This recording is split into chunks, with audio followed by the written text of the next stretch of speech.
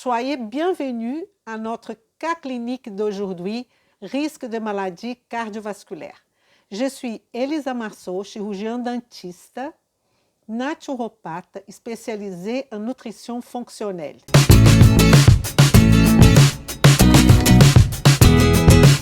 Vem comigo! Alors, effectivement, c'est un cas complètement concret, un exemple concret, mais je vous dis tout de suite que je ne vais pas vous présenter ni les antécédents, ni le historique complet de ces patients. L'objectif, c'est de savoir que si vous savez analyser les risques à partir d'un bilan, tout simplement. Alors, Laurent, il est venu, il avait 55 ans, mais il y a quelque chose de très spécial dans l'histoire de Laurent. C'est tout simplement que son père est décédé exactement à 55 ans.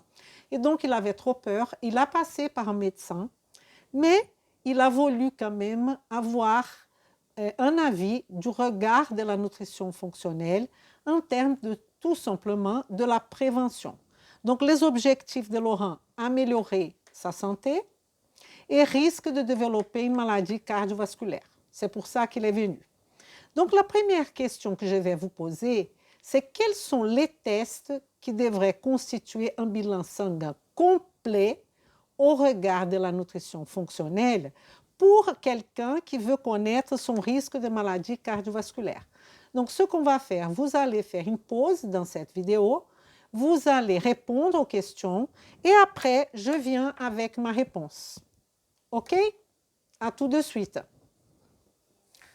Donc, on va conclure que on va partir du principe que vous avez déjà fait votre liste à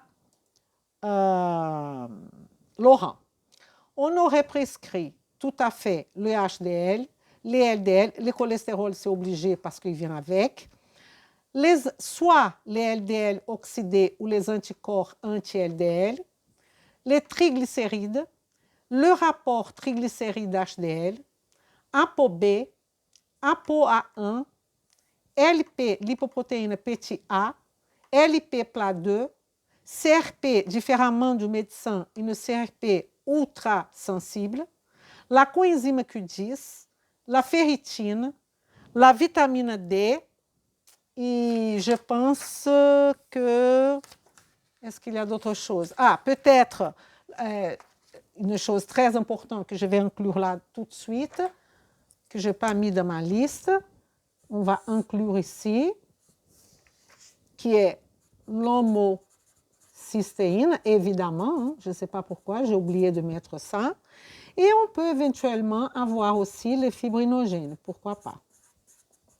Les fibrinogènes. Est-ce que vous avez mis ça dans votre liste?